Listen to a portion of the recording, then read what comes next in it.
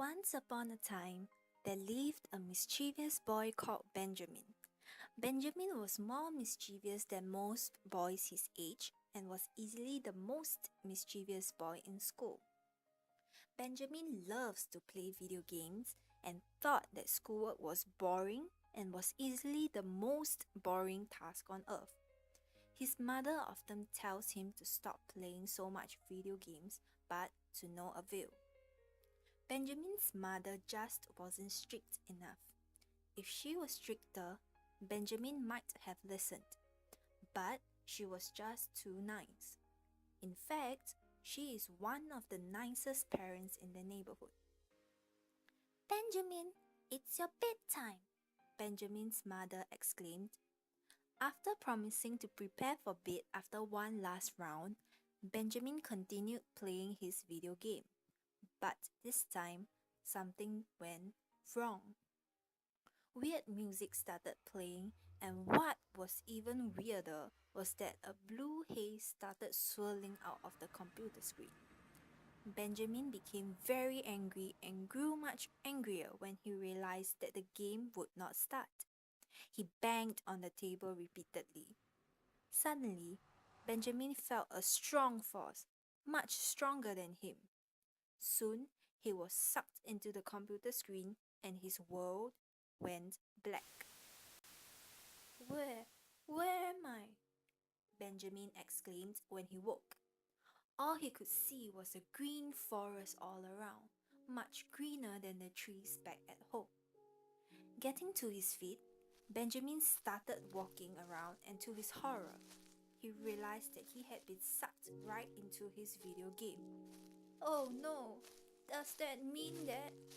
Before Benjamin could finish his sentence, a loud hissing sound echoed through the forest. The sounds grew louder and louder as Benjamin panicked. Suddenly, a snake appeared from the greenest tree in sight and hissed at Benjamin. Frightened, Benjamin started running as fast as he could while the slimy snake slithered after him. Luckily, Benjamin was faster than the snake and he outran it easily. Benjamin knew what was coming next, and the groans sounding from the forest confirmed his prediction. Benjamin knew finding his way home was important, but the most important thing right now was to figure out how to outrun the next monster. This monster was much quicker than the snake. Benjamin became more careful as he tiptoed his way through the forest, but as he took a careful step forward, "Rah!" an ugly zombie emerged. Benjamin started running and running, and soon a large building loomed before him. It was larger than any other building Benjamin had ever seen. Panting heavily, Benjamin ran into the building and the heavy stone door slammed shut behind him. He found himself in total darkness. Little did Benjamin know that the zombie was the least of his worries. Benjamin felt something hot, possibly hotter than fire, fly past him. He jumped and turned around. Behind him stood the largest creature Benjamin had ever seen. This creature was larger than an elephant and was uglier than a monster. It had glowing red skin and huge wings. If running into the snake seemed bad, the encounter with the zombie would be worse, and this the worst encounter of all. If the snake was scary, the zombie was scarier, and this creature was the scariest of all.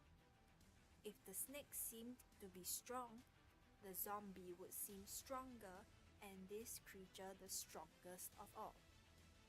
If the snake was dangerous, the zombie was more dangerous, and this creature the most dangerous of all. "There is no way I'm going to defeat him," Benjamin cried, and Benjamin was right.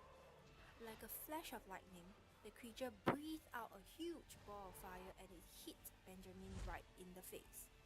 Benjamin felt a warm sensation which continued to grow warmer and warmer and soon lost consciousness. "Benjamin, what are you doing lying on the ground?"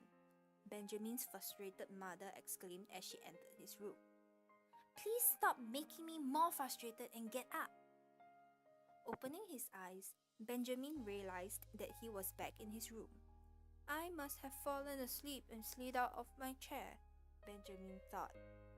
After a short explanation to his mother about what happened, Benjamin finally went to bed. One good thing that came out of this incident was that Benjamin finally learned that he should stop sacrificing his sleep for video games. In fact, this was the best lesson Benjamin had learned so far. As for Benjamin's mother, she noticed that Benjamin had since stopped playing so much video games and was spending more of his time studying. And so, both of them lived happily ever after. The end.